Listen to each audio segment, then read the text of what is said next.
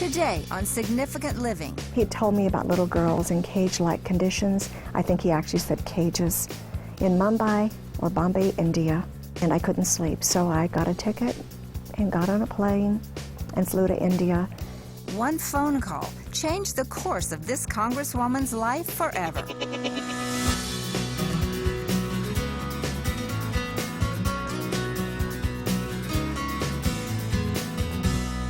Hello, welcome to Significant Living. Jerry, what image comes to mind when you think of a great-grandmother or great-grandfather? Two things. Advanced age. Certainly way older than we are. Certainly way older than we are. You know, in the deep in the winter season of life. Yes. And sedentary.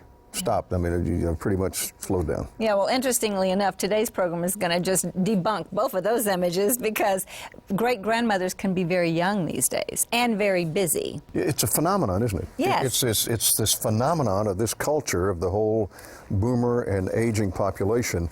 And what we're going to find, as we're finding more and more, are people who would be in what could even be considered advanced age. Yeah.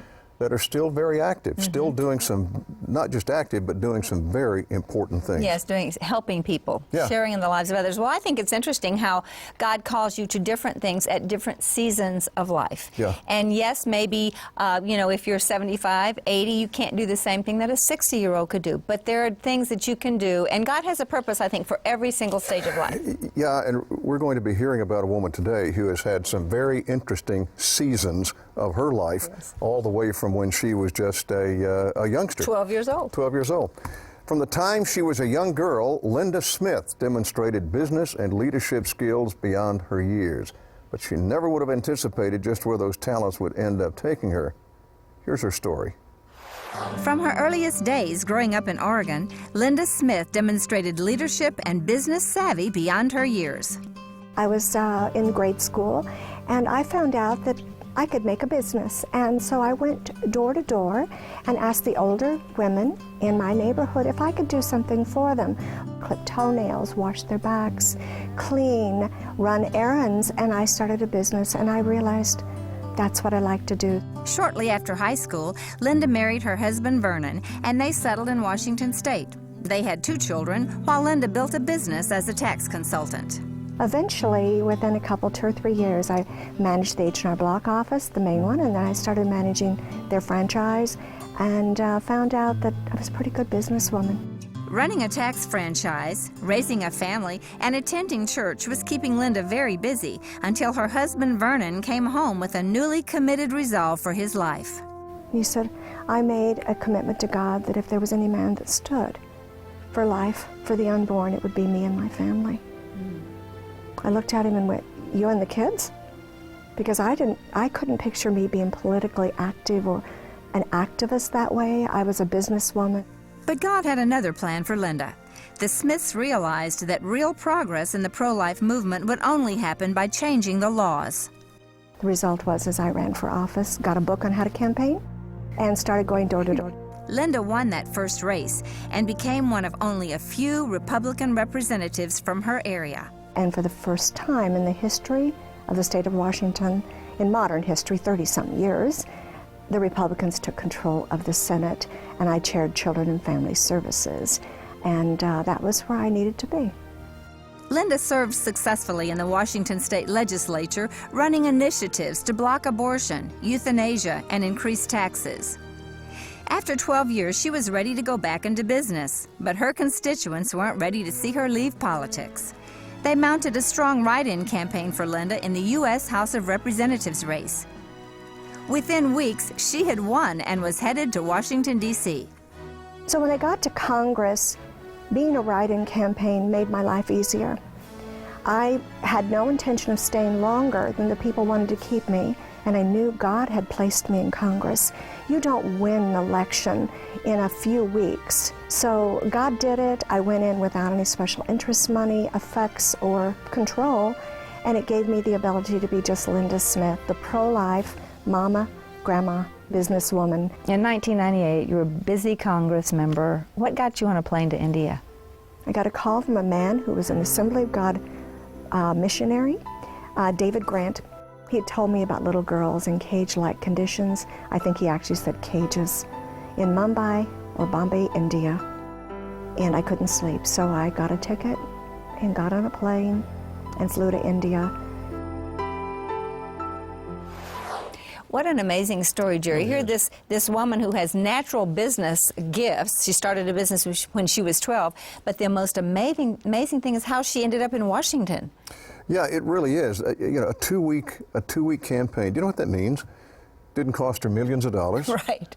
She didn't even have to put signs together. Well, a write-in campaign candidate. usually works in a primary election, but never in a Never in a general election. No, I mean, that was a miracle. God definitely had his hand on her life. Well, yeah, it has to do, again, with God's plan for our lives. And I think sometimes even Christians take that whole concept for granted. They just don't really understand how powerful God's plan is and the things that He's doing in our lives early on that we don't even know about. And you know, we talk about significance in the second half of life. Yeah. Sometimes God is preparing us from our childhood for what we're going to be doing in the second half of our life. It's really amazing. Well, Linda's years in business and politics were God's way of preparing her for the next phase of her life. A brand new adventure was waiting when she got off that plane in India.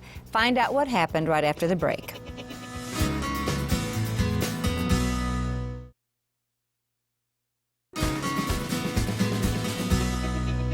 Linda Smith was a successful businesswoman and politician in the state of Washington. Her popularity won her a seat in the U.S. House of Representatives as a write-in candidate. While in D.C., she learned about sex trafficking in India, and that knowledge changed the direction of her life forever. I remember getting off the plane in Bombay, India, and it was, I think, about midnight to 2 in the morning. So I went down into the brothel area. There were 3-story buildings that were just crammed together like brownstones on the East Coast in America, but dirty and awful. With bar-like conditions, it was crammed with men. You could hardly step out. The men were shoulder to shoulder shopping for these girls. And when you looked into the eyes of these girls, you realized they were not very old. And some you couldn't tell, they just looked old. And they looked worn out, their eyes were dark, they were dressed up in beautiful fancy clothes and makeup, and they would turn and look at you and you would realize that the saddest eyes, I wanted to get out of there. This experience brought back memories of abuse from Linda's own childhood. As a child and into my teens, I had men in my life that decided that they would crawl in bed with me, that they would try to touch me, that they would be inappropriate. I fought that for several years. And I remember thinking, as I saw the first little girl, I can't do this, God. Can't do this one. But God showed me a vision, and that my ministry was made on those. I knew the fears. I knew how dirty those little girls felt, and I knew how God saw them. Linda's experience in India opened her eyes to a worldwide trade. Sex trafficking is a multi-billion-dollar industry infiltrating computers, truck stops, vacation destinations, shopping malls, and even our own backyards. Sex trafficking is the practice of taking away someone's freedom and using them in bondage of labor and labor and commercial sex. By the very nature of them being a child, they cannot give consent to their own victimization.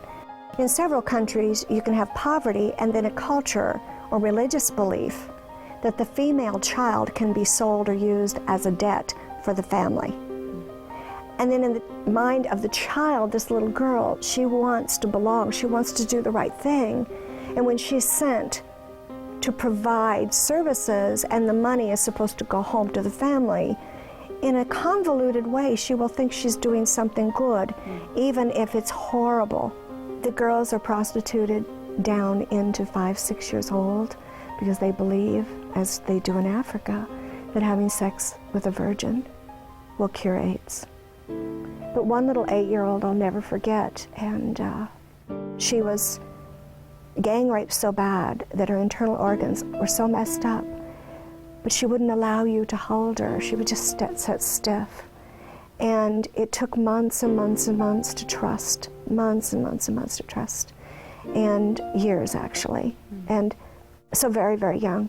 Each Each girl Linda encountered marked her soul. I was asked if I would pray for a specific girl. She was probably, 11, 12, 13 years old. It was so hard to tell. And as I touched her, and at first it was kind of like I touched her, but she smelled so bad. She kind of fell into me, and I don't smell them anymore, but her heart still, I can still feel her heart today. And I realized if I was the believer, if my beliefs are what I say they are, even if she was the only one, I had to do something for her. God showed me that those little girls and I had a lot in common, and He'd prepared me for that day. I ran very large organizations. I've managed billions of dollars. I know how to organize things that are very difficult because I've had to do it under difficult circumstances. He had me ready. You know, tears come to my eyes, Jerry, when I see that, the deplorable conditions. These little girls, because you and I have a 12-year-old granddaughter, a 10-year-old granddaughter, a 4-year-old granddaughter. You know, and it just blows my mind how that people could be so cruel. But, you know, Linda understood when she got off that plane and when she got to that brothel, she knew she was the one God had chosen for a very specific reason. Yeah, because she had gone through sexual abuse herself. And it's interesting how that God can take some of the worst things in our lives, some of the most horrible circumstances in our lives, and as we commit ourselves to Him, He can take even the worst circumstances in our life and turn those into something positive for the kingdom of God. And so here's Linda. She gets off the plane. She sees this horrible situation, and immediately it touches a nerve because she's been there. She understands where these young girls are at. She understands what they're thinking. Very few women would have really understood that. And, you know, I can't see that a young girl who's such a victim would feel guilty, would feel dirty, would feel it's their fault. But Linda understood that's exactly how those girls were feeling. Yeah. Well, Linda's determination to help young victims opened her eyes to the brutal reality of the worldwide sex trade industry. When we return, find out how she took on this multi-billion-dollar business.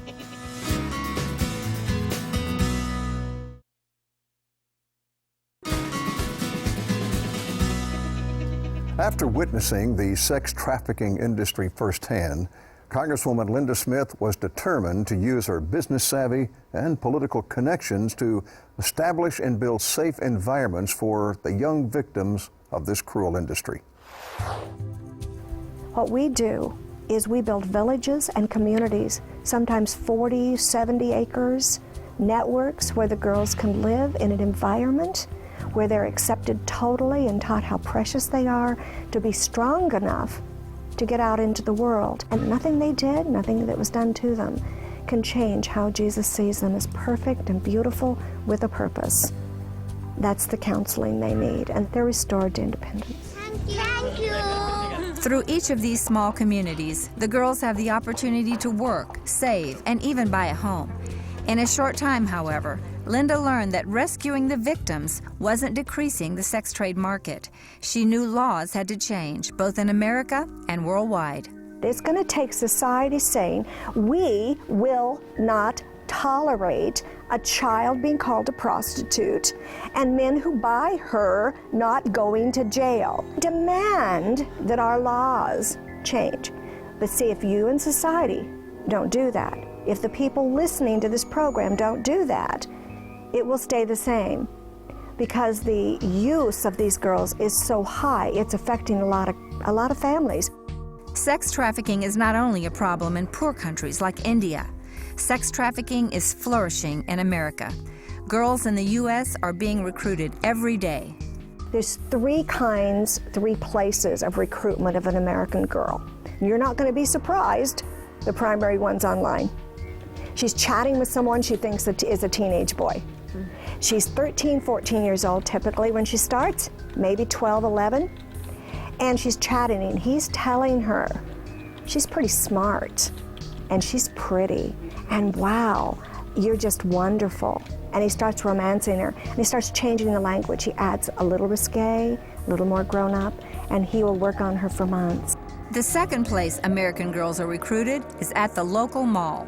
She's over at the mall and she hangs out, which we used to think was kind of safe. Over a period of weeks and months, someone will build a relationship with her.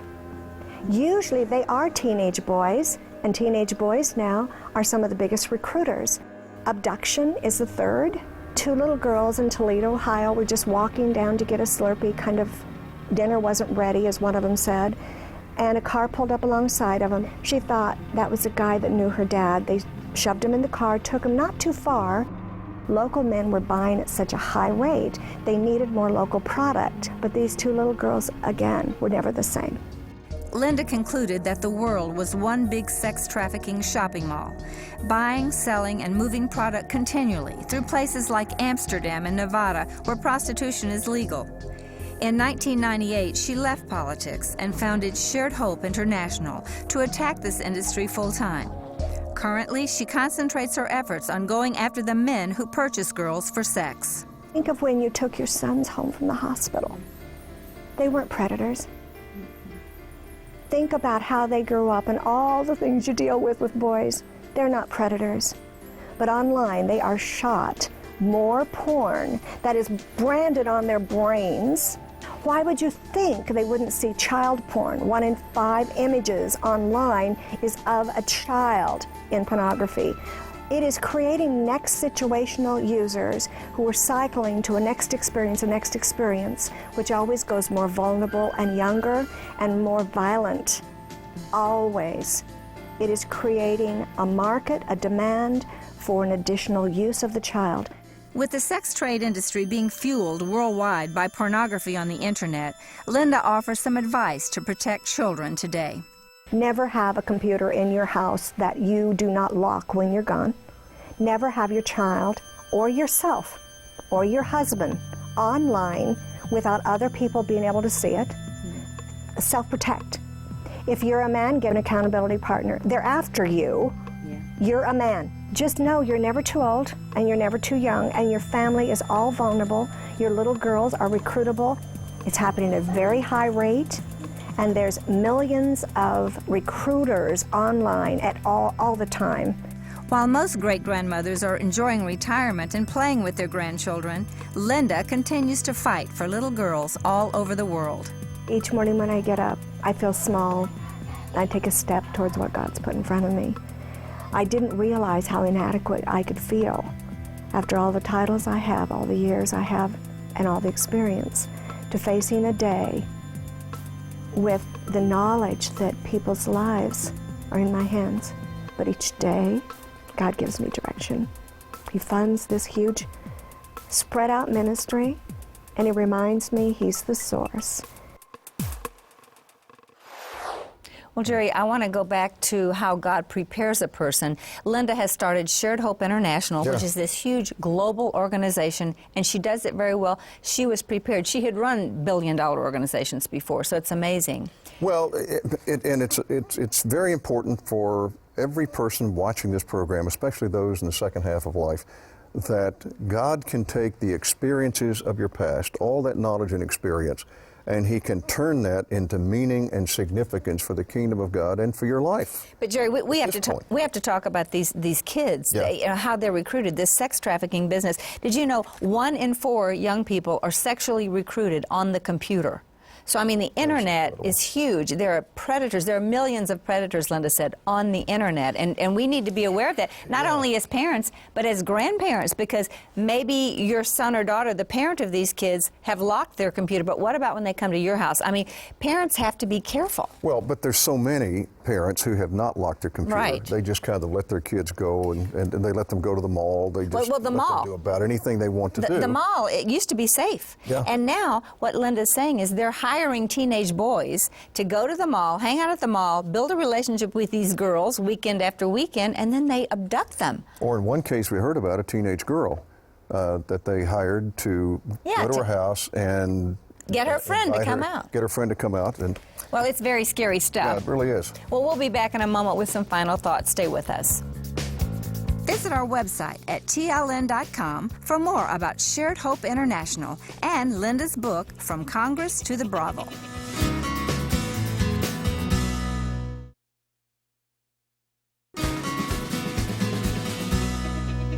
Welcome back to Significant Living. And Shirley, one of the things I want people to understand, parents and grandparents alike, is that this is not just a story about a problem in another country.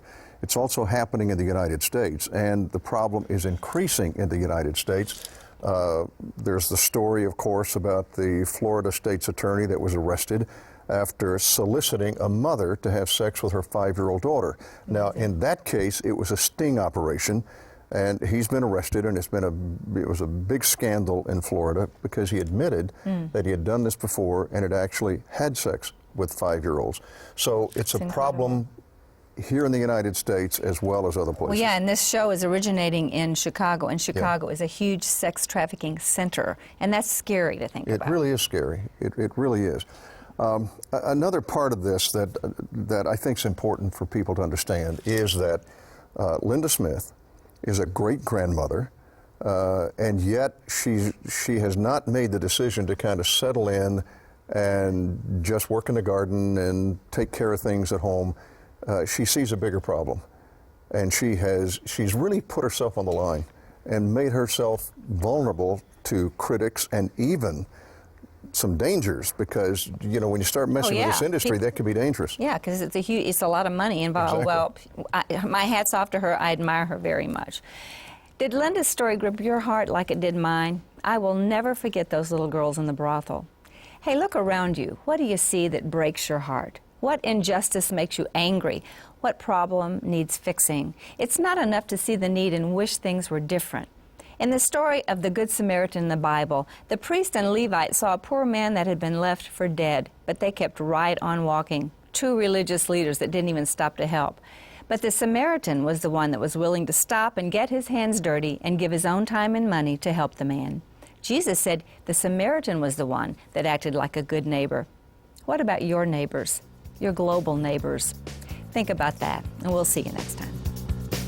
$100,000 a year, American children in the commercial sex industry to provide the demand of the American man who is about 41, making $60,000 a year, has children, and has a pretty typical job. About half go to church pretty regularly. They just look like anybody you and I know.